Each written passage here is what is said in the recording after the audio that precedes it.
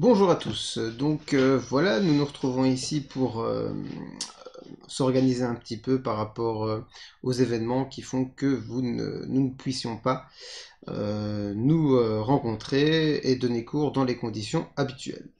Ici je vous fais cette petite vidéo un petit peu à l'arrache, dirons-nous, c'est-à-dire que vous m'excuserez s'il y a quelques problèmes, si je ne fais pas de raccord, etc. Ce que je fais habituellement dans mes vidéos pour éviter les soucis, mais bon, j'ai pas spécialement le temps actuellement puisque il faut s'organiser par rapport aux cours, histoire de maintenir les cours et donc maintenir le niveau, je fais cette petite vidéo pour poursuivre un petit peu la matière avec vous. Donc jusque maintenant, qu'est-ce qu'on a vu? On a vu, donc je vais prendre les documents de cours pour cela. Alors, on a ici, voilà. Donc évidemment, les documents se trouvent bien sûr sur Moodle. Donc si vous venez, si vous accédez ici au cours qui est ici, donc vous avez dans les documents de cours les documents que vous connaissez. Donc le document ici, euh, voilà, et le document ici justement que je vais utiliser pour les différents exercices qu'on fera. Donc on devait terminer justement au cours de ce mardi la proba avec la formule de Bayes. C'est-à-dire que la semaine dernière, enfin non, pas la semaine dernière, bref, au dernier cours, nous avions travaillé sur les probabilités conditionnelles. Donc les probabilités conditionnelles, c'est-à-dire une probabilité qui se produit dans une certaine condition. Ici, par exemple, on avait la formule, ici, hein, bien entendu. Je vais essayer d'agrandir ceci pour que ce soit plus facile pour vous. Voilà. Donc on avait cette formule qui était la probabilité que l'événement B se produise si l'événement A se produit, c'est la probabilité de l'intersection divisée par P de A. Donc on avait vu cette formule, je ne vais évidemment pas tout rappeler puisqu'on avait on avait déjà expliqué ça la semaine dernière, je rappelle comme ça brièvement les formules. Et donc on avait vu que pour des événements indépendants, du coup, P de A inter B, donc ça c'est une modification de la formule, voilà. Pour des événements indépendants, comme les événements sont indépendants, l'intersection ici, c'est la même chose qu'une des probabilités, donc c'est P de B sur P de A, tout simplement. Donc ça, on avait vu, voilà, on avait vu que, voilà, que la probabilité de l'intersection, si les événements étaient indépendants, P de A inter B, c'était bien P de A fois P de B, et on arrivait au théorème de Bayes. Avant le théorème de Bayes, qui est ici, on avait vu, ce qui n'est pas ici dans le cours, mais que j'avais estimé utile pour maximiser votre compréhension, les probabilités totales. Alors pour vous expliquer ceci, je vais probablement utiliser un petit peu PowerPoint, voilà. Donc les probabilités totales, ok, je supprime tout ceci. Donc les probabilités totales, c'était quoi? C'était justement la formule qui est ici. Attendez, voilà. On avait vu en fait uniquement le dénominateur qui est ici. C'est-à-dire que on avait vu que si on a un, donc si on a, non pas une image, je veux voilà des formes. Si on a un ensemble comme ceci, voilà, dont je vais évidemment modifier le fond. Voilà, remplissage blanc, comme ça je vais pouvoir mettre des choses dedans. Donc si on a un ensemble comme ceci, donc ça c'est un certain ensemble, un événement A, donc ça c'est l'événement A, voilà. Donc on a l'événement A, voilà, c'est mon événement A. On avait évidemment au-delà de ça l'ensemble ici oméga, donc là pareil, remplissage comme ceci. Et il faut évidemment que je retourne voir ma forme ici et que je la mette au premier plan. Voilà, premier plan, comme ceci. Voilà, du coup, je vais mettre A également au premier plan. Voilà. Donc là, on avait l'ensemble de toutes les possibilités oméga. Donc Je ne vais pas commencer à chercher les lettres grecques, hein, je vais mettre oméga. Vous aurez bien entendu compris, hein, vous vous rappelez de la lettre oméga. Je suis même pas sûr de la retrouver assez vite, donc je ne vais pas perdre de temps. Et on avait cet événement A. Donc cet événement A, on cherche sa probabilité. Seulement, on ne peut pas l'obtenir directement. À ce moment-là, mais qu'est-ce qu'on fait? Eh bien, tout simplement, on découpe l'ensemble oméga en un ensemble de sous-ensembles. Donc là, je vais le découper comme ceci, voilà. Donc par exemple, on avait, voilà, comme ceci, et là. Voilà, j'en insère une autre, voilà, comme ceci. Encore une autre, voilà, comme cela. Et on va en faire une dernière. Voilà. Mais non, pourquoi il veut pas? Et une dernière, comme ceci. Voilà, par exemple. Et donc là, du coup, notre ensemble oméga, il est découpé en plusieurs sous-ensembles. Donc ça s'appelle comment? Tous ces sous-ensembles que je vais nommer, ça s'appelle une partition. Donc, voilà. Donc, ce sont les ensembles BJ, ce sont les BJ. Voilà, ce qui fait qu'ici, j'en ai un, ici j'ai le deuxième, ici j'ai le troisième, ici j'ai le quatrième, et ici j'ai le dernier. Voilà, et donc là, ils ont chacun évidemment un numéro. Voilà, on a B1, B2, B3, B4 et B5. Voilà. Donc on a nos 5 sous-ensembles qui forment une partition. Donc c'est quoi une partition? Comme on l'avait vu au dernier cours, c'est un concept mathématique qui vérifie les 3 propriétés qui sont que chaque ensemble est non vide. Et donc là, comme vous le voyez, on a chaque ensemble ici dans oméga, ils doivent tous être non vides. Ensuite, lorsqu'on regroupe tous les ensembles de la partition, on doit retrouver oméga.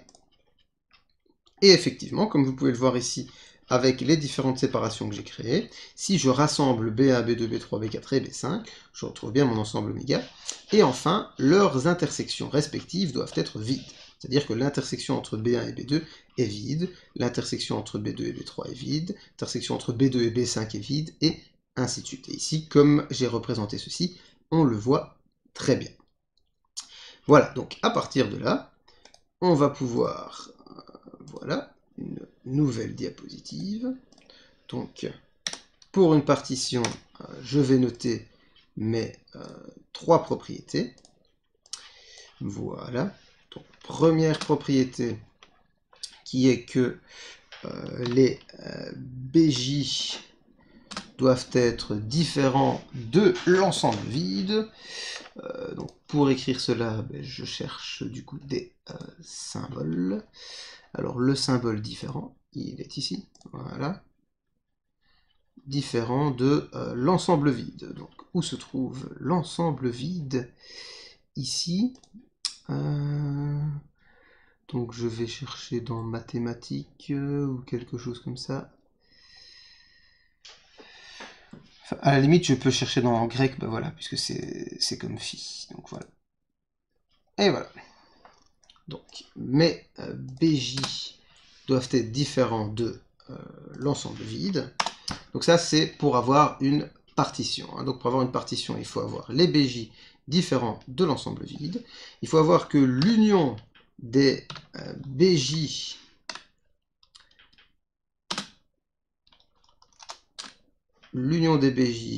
et je garde évidemment comme ceci, voilà.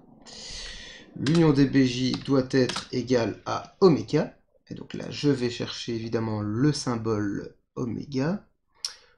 Où est oméga? Ah il est là. Donc finalement, j'aurais pu le noter pour le tableau précédent. Donc l'ensemble des BJ, l'union de tous les BJ, puisqu'on avait vu les différentes opérations sur les ensembles, l'union, l'intersection, etc. L'union de tous les BJ doit me donner oméga.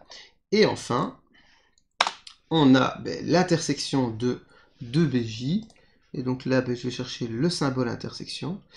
Et ça, par contre, il va falloir que je le trouve. Où est le symbole intersection? Latin, etc. Bon, arabe. Donc latin, je vais chercher dans maths. Du coup, donc on a grec et copte, supplément cyrillique, arménien, hébreu, arabe. Grec, exposant et indice, symbole monétaire, symbole, feuille, nombre, flèche, opérateur mathématique. Voilà. Donc dans les opérateurs mathématiques, je dois avoir certainement l'intersection. Et je suis déjà passé les opérateurs mathématiques. Bon.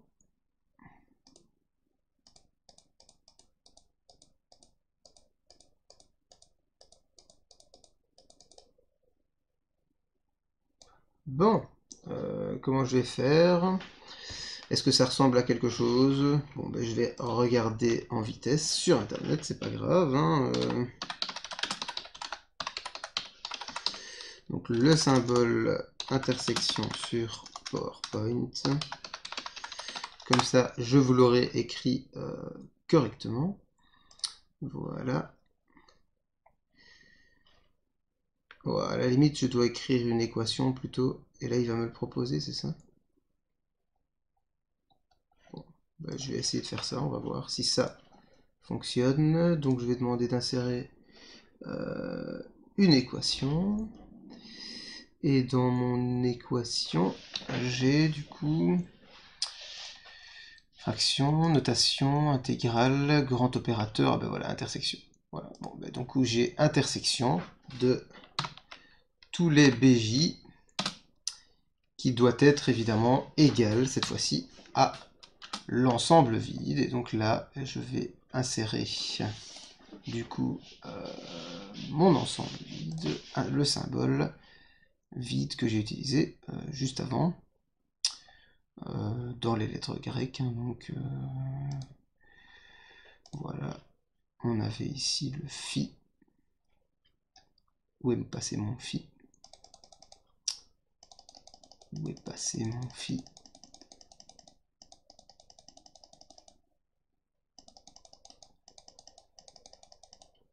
Bon. Voilà, grec et copte. Phi. Voilà, très bien.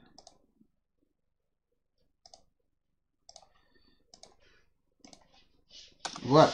Donc ça, ce sont les trois propriétés qui définissent une partition. Donc si on a ces trois propriétés-là,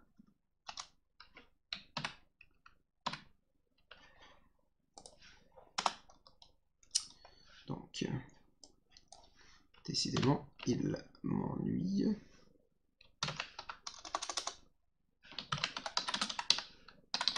Voilà. Hop. Comme ceci.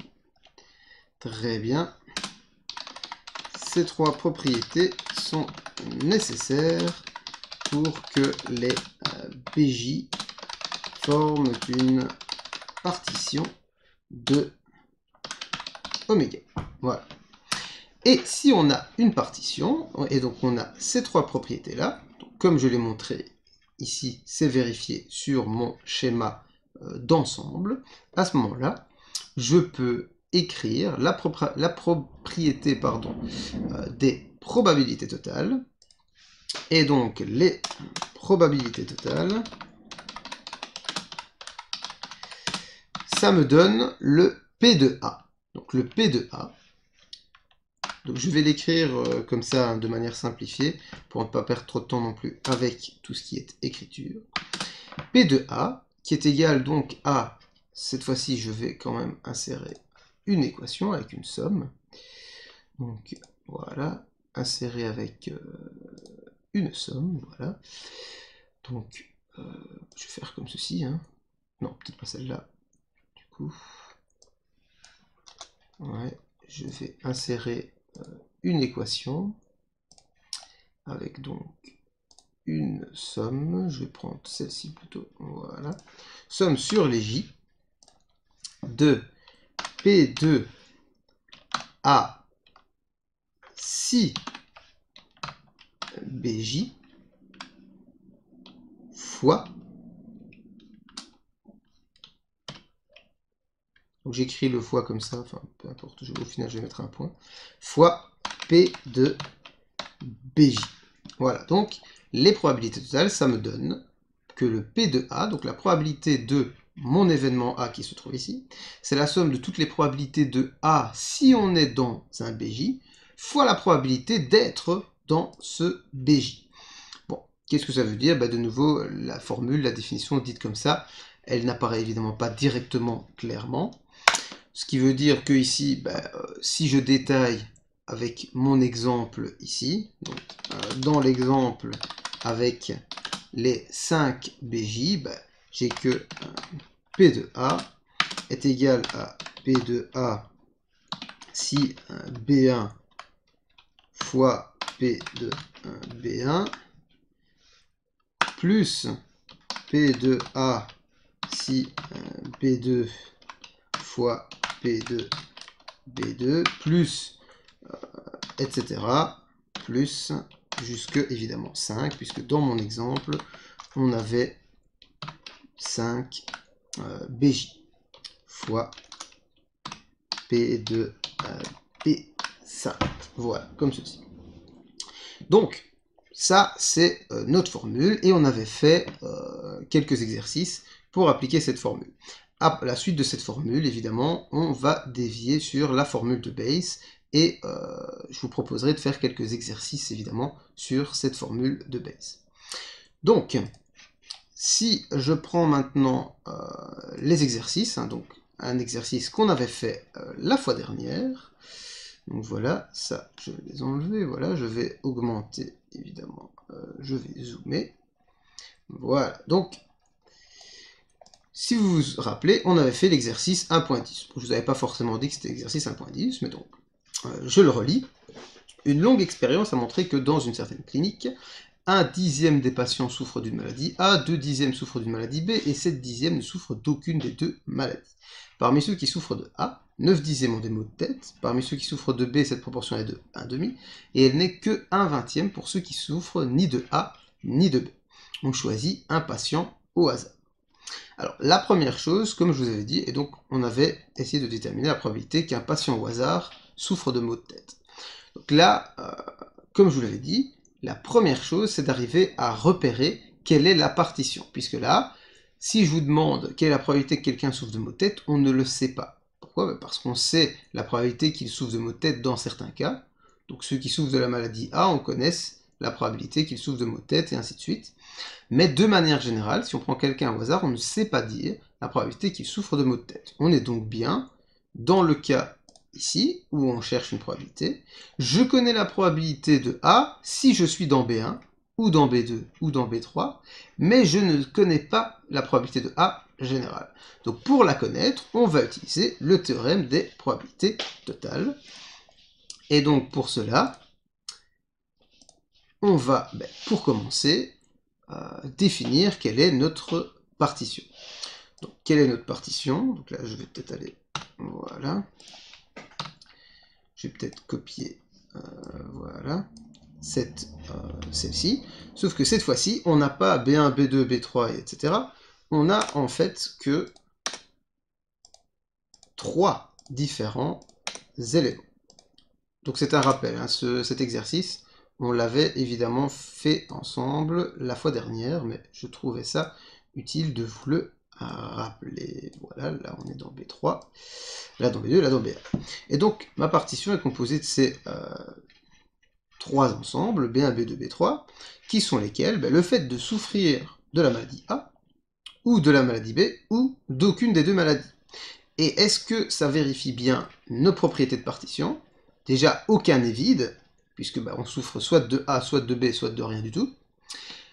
L'union de tout ça regroupe toute la clinique, oui, puisque dans la clinique, il y en a qui souffrent de A, il y en a qui souffrent de B, et il y en a qui souffrent d'aucun des deux.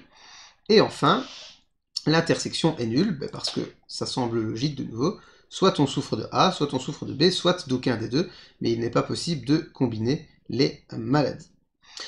Ce qui veut dire que ici, ce n'est pas B1 que je vais noter, mais maladie A. Voilà. Ici, ce n'est pas B2, mais maladie B. Voilà. Et ici, ce n'est pas B3, mais c'est aucune des deux maladies. Voilà. Et donc, on a créé comme ça notre partition. Et le fait de créer notre partition fait que ça va être beaucoup plus facile ensuite pour résoudre l'exercice. Donc, prenons l'exemple du coup que j'ai. Prenons cet exercice. Hein, donc. Et si je veux appliquer la formule, j'ai que P de A égale, je vais évidemment la recopier d'ici. Voilà. Pas besoin de perdre plus de temps avec les écritures. Plus, voilà, plus P de A si B3 fois P de B3.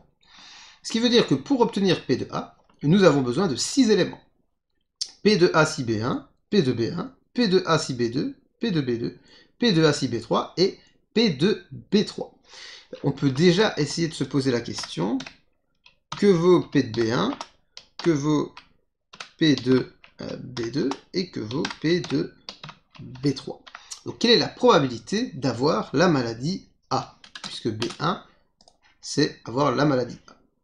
Si je vais voir dans mon énoncé, je vois qu'une longue expérience a montré que dans une certaine clinique, 1/10 des patients souffrent d'une maladie A. Donc si je prends un patient au hasard, j'ai une chance sur 10, puisqu'il y a 1/10 des patients de la clinique qui souffrent de A, j'ai donc une chance sur 10 qu'ils souffrent de la maladie A.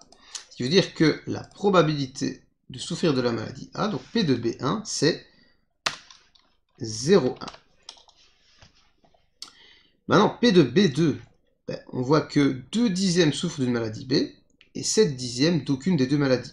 Et donc P de B2, la probabilité de souffrir de la maladie B, c'est 2/10, et la probabilité de ne souffrir d'aucune des deux, donc P de B3, c'est 7/10. On a donc ici P de B2 égale 0,2 et P de B3 égale 0,7. Il ne me reste plus qu'à obtenir P de A si B1, P de A si B2 et P de A si B3. Ce sont mes probabilités conditionnelles. Donc c'est la probabilité d'avoir mal à la tête. P de A, évidemment, j'oubliais de le dire, mais A, c'est avoir mal à la tête. Et donc on cherche la probabilité que quelqu'un ait mal à la tête, si on le prend au hasard.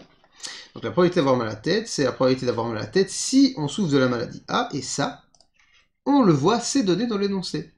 Puisque parmi ceux qui souffrent de A, on sait que 9/10 ont des maux de tête, donc si on souffre de la maladie A, on a 9 chances sur 10 d'avoir mal à la tête. Donc, la probabilité d'avoir mal à la tête si on souffre de la maladie A, c'est 9/10. Je peux donc écrire ici, P de A si B1 égale 0,9. P de A si P de A si B2 et P de A si B3, ce sont les probabilités d'avoir mal à la tête si on souffre de la maladie B et si on n'a aucune des deux maladies. Et on voit que parmi ceux qui souffrent de la maladie B, cette proportion est de 1,5. Donc on a ici 1,5, 0,5. Et elle n'est que de 1/20 pour ceux qui ne souffrent ni de A ni de B. Donc 1/20, ça fait 0,05. Ce qui fait que si j'applique évidemment cette formule, P de A est égal donc à 0,9 fois 0,1. Je vais peut-être noter le fois ici pour mon calcul pour que ce soit plus clair comme ceci. 0,9 fois 0,1 plus 0,5 fois 0,2 plus 0,05 fois 0,7. Déjà, comme je le dis toujours pendant le cours, essayez de vous faire une idée à l'avance de ce que va être cette probabilité. Quand on sait qu'on prend quelqu'un au hasard, et qu'on sait que la plupart des gens ne souffrent ni de A ni de B, puisqu'il y en a 7/10, et que parmi ces gens-là, il y en a très peu qui ont mal à la tête, mais de base, on sait qu'il y aura forcément moins de la moitié des gens qui vont avoir mal à la tête. Donc la probabilité qu'on va obtenir ne doit pas être très grande. Elle doit donc être plus proche de 0 que de 1. Comme dans les patients qui ont la maladie A, il y en a quand même beaucoup qui souffrent de maux de tête, cette probabilité ne va pas être nulle, mais elle ne va pas être très grande. Donc en l'occurrence ici, elle devrait être proche de 0,2. Et lorsque j'effectue ce calcul à la calculatrice, voilà, donc j'ai 0,9 fois 0,1 plus 0,5 fois 0,2 plus 0,05 fois 0,7, ça me donne 0,1176. Est-ce que c'est plausible? Je vais le refaire parce que j'ai eu un doute. 0,9 fois 0,1, ça me donne 0,09, plus donc 0,2 fois 0,5, ça me donne 0,145, plus 0,5 fois 0,7. Ah oui, d'accord, ok. Donc je pensais que la calculatrice, elle prenait en mémoire les calculs, mais elle ne le fait pas. Donc je vais prendre en mode calculatrice scientifique, j'espère que ça va marcher. Fois 0,1 plus 0,5 fois 0,2 plus 0,05 fois 0,7. Voilà, 0,225. C'est évidemment bien mieux. Voilà, 0,225. Et donc là, voilà comment fonctionne ce théorème des probabilités totales. Lorsqu'on veut connaître la probabilité d'un événement qui dont on connaît déjà la probabilité lorsque ça dépend d'autres événements, eh bien on est obligé d'appliquer cette formule.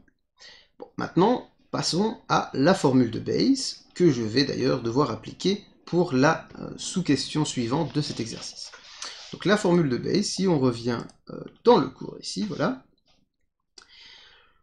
on se rend compte que, donc là je vais simplement expliquer brièvement le développement, et ensuite on utilisera la formule évidemment.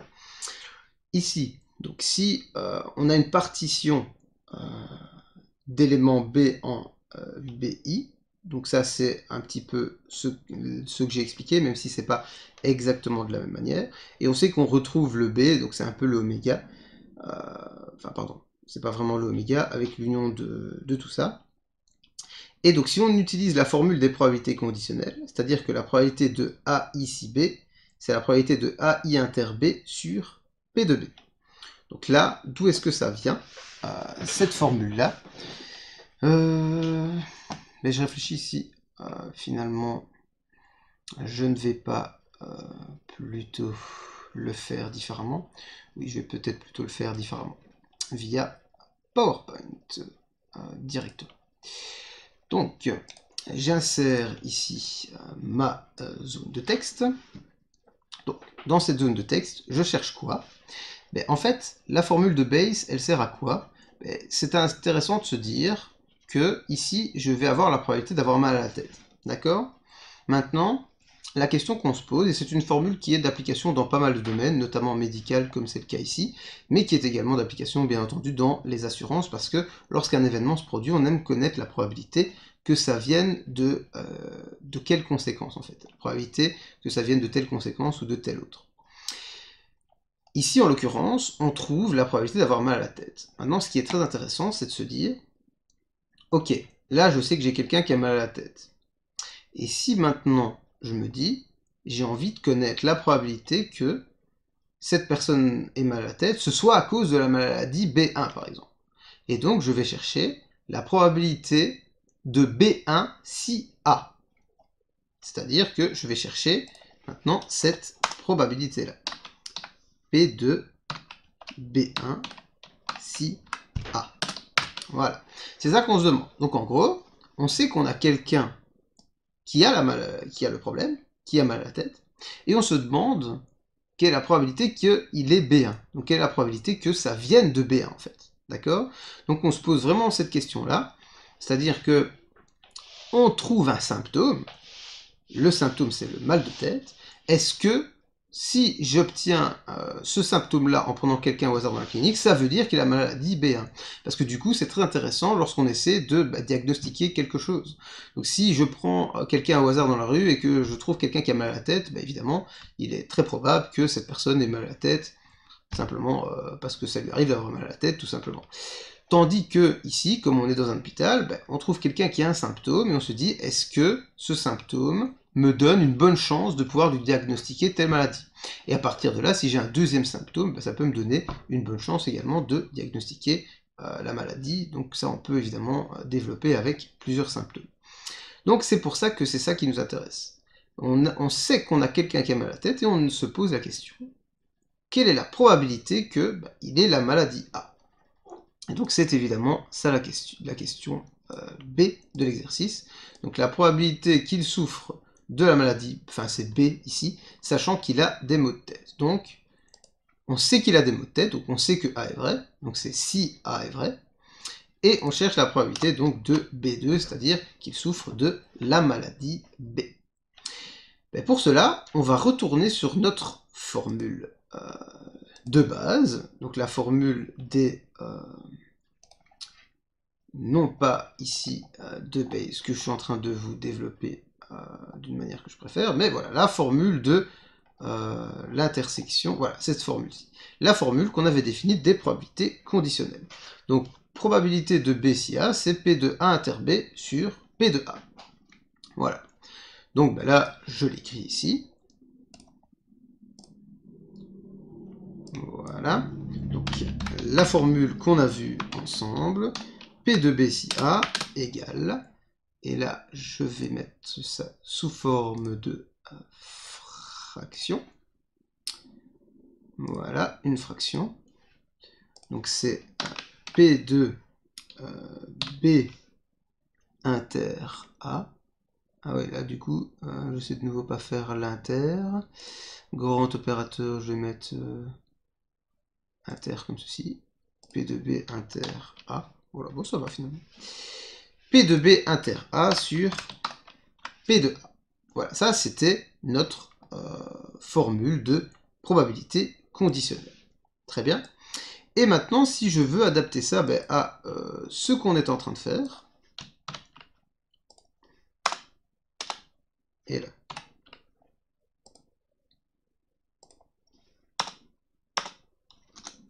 Mais enfin. Donc là, si j'ai simplement envie de passer au point suivant, je ne peux pas. Bon, je ne peux pas, c'est pas grave. Je vais insérer une nouvelle zone de texte. Voilà. Et donc ici, je n'ai pas ça, évidemment, mais je cherche P de B2 si A. Donc je cherche la probabilité de B2 si A. Et comme vous pouvez le voir ici, ça va me donner la probabilité de B2 inter A sur P de A. Alors P de A, qu'est-ce qui est intéressant? C'est ce qui est intéressant, c'est qu'on connaît cette probabilité-là. On connaît P de A, puisque on l'obtient grâce à la formule des probabilités totales qui est ici, et qu'on a appliqué avant. C'est-à-dire que c'est ceci. Voilà. Et donc, je peux utiliser ce que j'ai fait là, donc ce que j'ai appliqué ici avec mes probabilités totales pour obtenir P de A, je peux l'utiliser ici.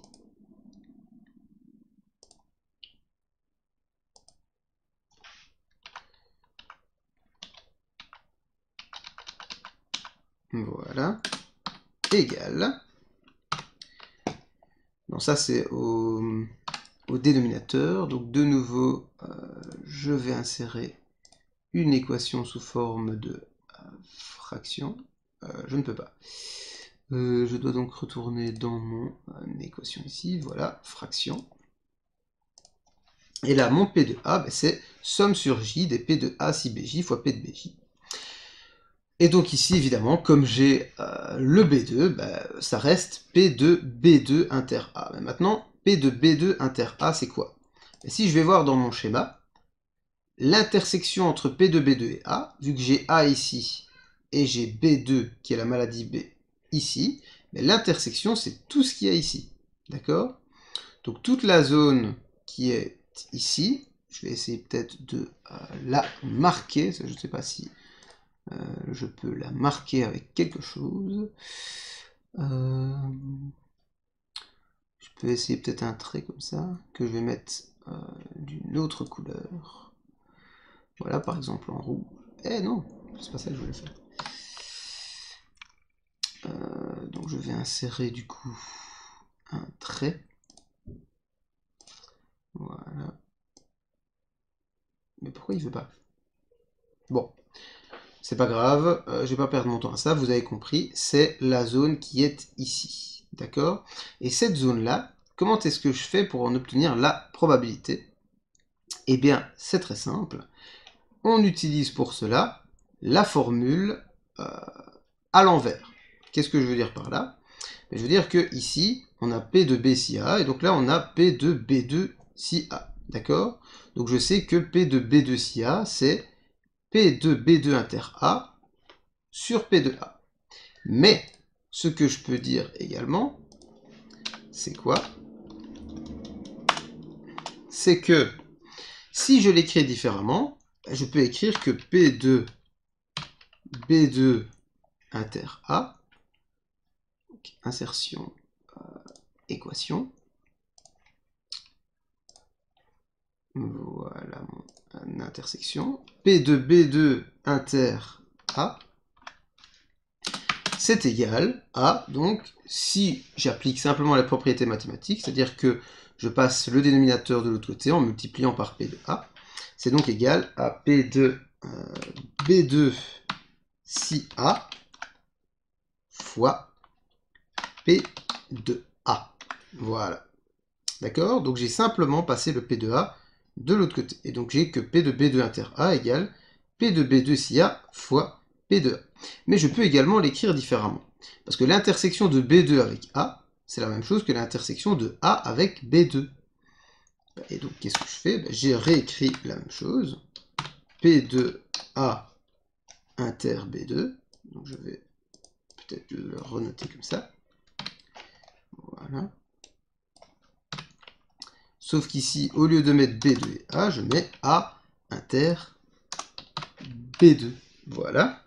Et bien si je l'inverse, je vais simplement inverser du coup le B2 et le A par rapport à mon équation précédente, puisque les deux sont égaux, puisque l'intersection de B2 avec A, c'est la même chose que l'intersection de A avec B2. L'intersection de ça avec ceci, c'est la même chose que l'intersection de ceci avec ça ici. Et donc, je peux écrire ça d'une autre manière, c'est-à-dire que c'est P2 A si B2 multiplié par P2 B2. Et donc, ça veut dire que mon intersection qui est ici, au lieu d'écrire comme une intersection, je peux l'écrire comme ceci. C'est-à-dire que je peux écrire P2A si B2 fois P2 B2. Et on a ici notre formule de Bayes. C'est-à-dire que P de B2 si A est égal à P de A si B2 fois P de B2 divisé par la somme des P de A si BJ fois P de BJ. Et entre parenthèses, évidemment, cette somme-là, comme vous le savez, c'est égal à, donc de nouveau ici, je rajoute une fraction, c'est égal à celui qu'on a mis là, divisé par donc P de A qu'on obtient avec la formule des probabilités totales comme on a vu avant. Et maintenant, vous allez me dire le P de A si B2 et le P de B2, comment on fait pour les obtenir? Eh bien, c'est très simple, puisque dans notre exercice, lorsqu'on avait défini toutes les probabilités, on voit qu'on avait obtenu le P de B2, qui est ici, et le P de A si B2, qui est là. Ce qui veut dire que dans la résolution de mon exercice,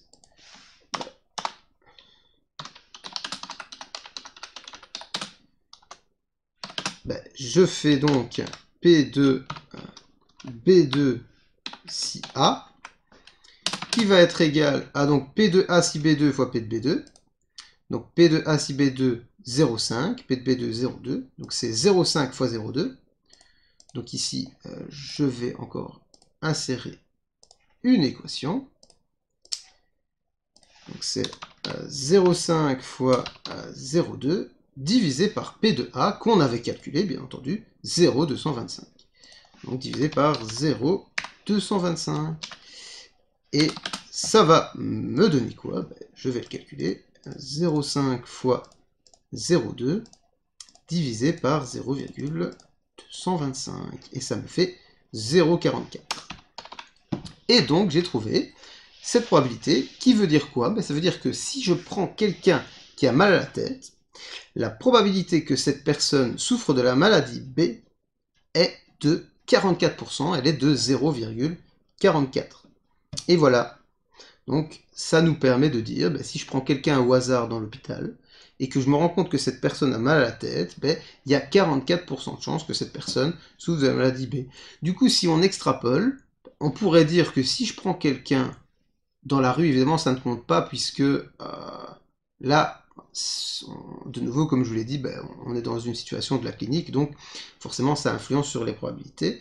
Mais si je prenais quelqu'un, on va dire qui a un mal récurrent et qui se rend dans cette clinique pour inspecter son mal de tête, je pourrais considérer que cette personne, si je me rends compte qu'elle a mal à la tête, enfin, si elle a des problèmes et qu'elle me dit qu'elle a mal à la tête, je pourrais considérer qu'il y a 44% de chance qu'elle souffre de la maladie B.